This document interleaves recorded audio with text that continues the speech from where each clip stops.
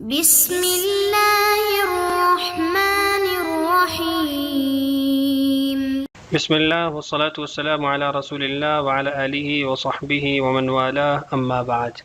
عزیز طلبہ کرام، آج ہم انشاءاللہ سبق نمبر 33 پڑھیں گے، باب ما یقول الرجل اذا خرج من الخلاء، اور باب کراہیت مس الذکر بالیمین فی الاستبراء۔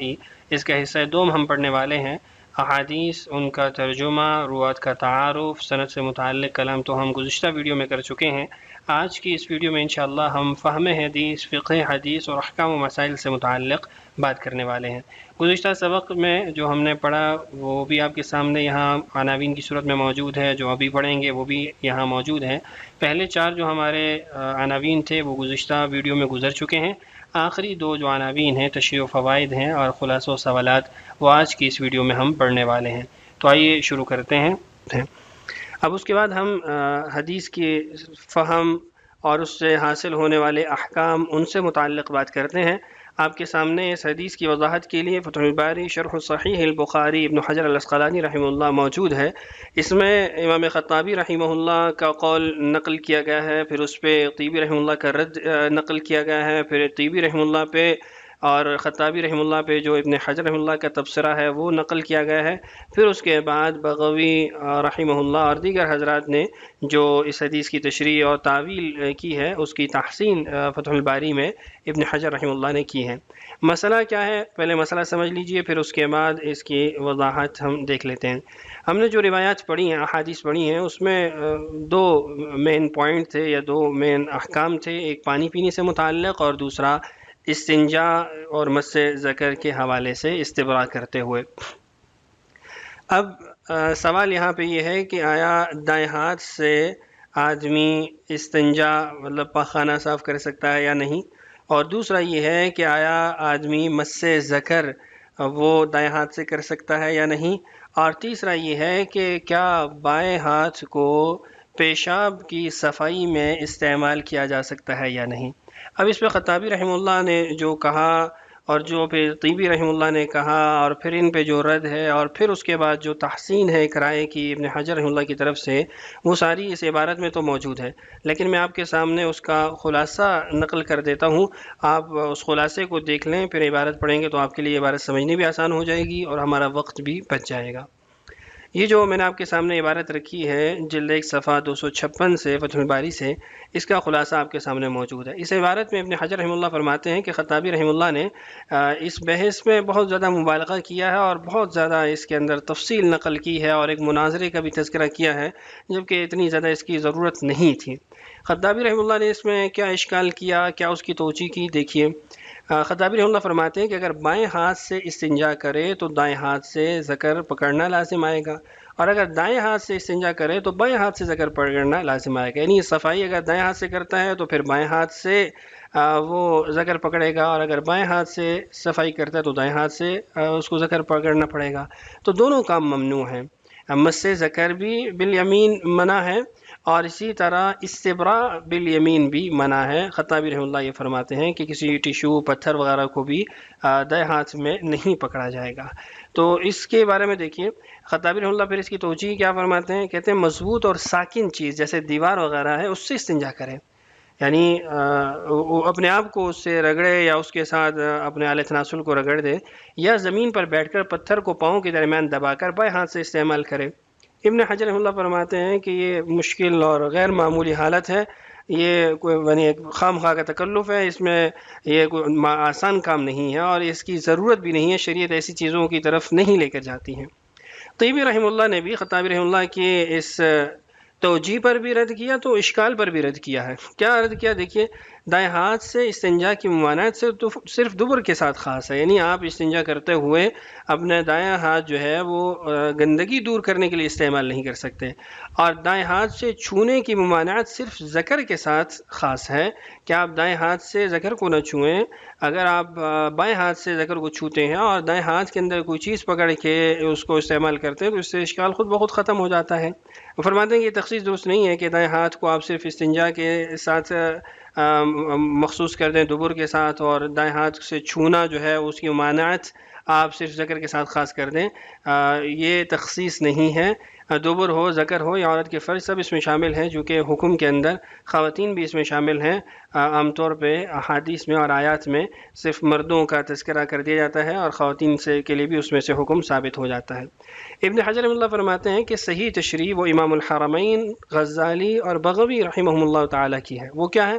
پتھر یا کپڑا وغیرہ دائیں ہاتھ سے تھامے، ٹیشو ہے، پتھر ہے، کپڑا ہے، کچھ بھی ہے، اس کو دائیں ہاتھ سے تھامے، بائیں ہاتھ سے عضو کو اس پر پھیر دیں۔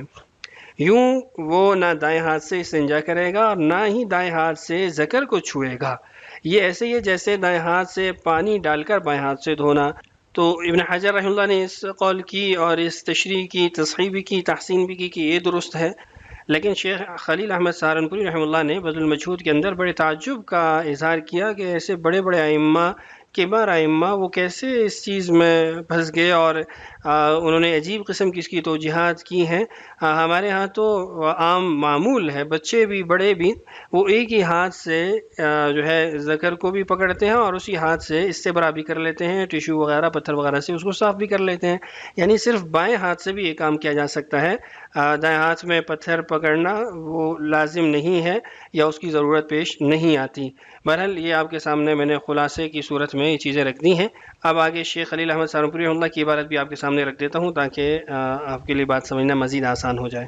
یہ دیکھیے، قلت وانا اتعجب من هؤلاء الكبراء الذين تحيروا في هذا الاعتراض كانهم استحالوا اخذ الحجر والذكر بيساره۔ فرماتے ہیں مجھے تعجب ہوتا ہے، بڑے بڑے ائمہ ہیں، کیسے وہ پریشان ہیں اس اعتراض میں اور اس اشکال میں، جیسے کہ ان کو ناممکن لگ رہا ہے کہ ایک ہی ہاتھ سے پتھر وغیرہ کو پکڑا جائے اور ساتھ اسی ہاتھ میں ہی ذکر وغیرہ کو بھی پکڑ کے آدمی صفائی کر لے، تو ان کو یہ ناممکن سا لگ رہا ہے، حالانکہ ناممکن نہیں ہے۔ نیچے اس کی تفصیل موجود ہے، میں نے خلاصہ آپ کے سامنے رکھ دیا ہے۔ یہاں شیخ خلیل احمد سہارنپوری رحمہ اللہ نے ابن حجر رحمہ اللہ کی تصحیح پر بھی کلام کیا ہے کہ وہ تصحیح بھی بہتر نہیں ہے۔ بہرحال اس کو بھی آپ اس صفحے میں ملاحظہ کر لیں، وقت بہت زیادہ ہمارا ہو چکا ہے۔ آگے ہے کہ استنجا کے علاوہ کیا حکم ہے دائیں ہاتھ کے استعمال کا، تو فرماتے ہیں بعض علماء کا قول یہ ہے کہ ممانعت صرف پیشاب یا استنجا کے وقت ہے، اس کے علاوہ نہیں ہے، دوسرے اوقات میں کراہت نہیں ہے۔ لیکن امام نووی رحمہ اللہ فرماتے ہیں کہ ممانعت عام ہے، ہر حال میں دائیں ہاتھ سے ذکر پکڑنا مکروہ ہے۔ حدیث میں استنجا کا جو ذکر ہے یہ صرف عادت غالبہ کے طور پر آیا ہے، یعنی عام طور پہ اس موقع پہ انسان کو ضرورت پڑتی ہے، اس سے تخصیص مراد نہیں ہے۔ اب اس کے بعد جو پانی پینے کے حوالے سے حکم تھا اس کی تشریح آپ کے سامنے صحیح مسلم جو اس کی شرح امام نووی رحمہ اللہ نے کی ہے اس سے نقل کیا المنہاج سے۔ دیکھیے، ولا يتنفس في الاناء، اس سے مراد کیا ہے؟ لا يتنفس في نفس الاناء، جو برتن جس میں پانی پی رہا ہے اس میں وہ سانس نہیں لے گا۔ اما التنفس ثلاثا خارج الاناء فسنة معروفہ، جہاں تک بات ہے سانس لینے کی برتن سے ہٹ کے تو وہ تو معروف سنت ہے کہ 3 مرتبہ سانس لے گا۔ قال العلماء والنهي عن التنفس في الاناء هو من طریق الادب مخافة من تقديره ونتنه وسقوط شيء من الفم والأنف فيه ونحو ذلك والله أعلم۔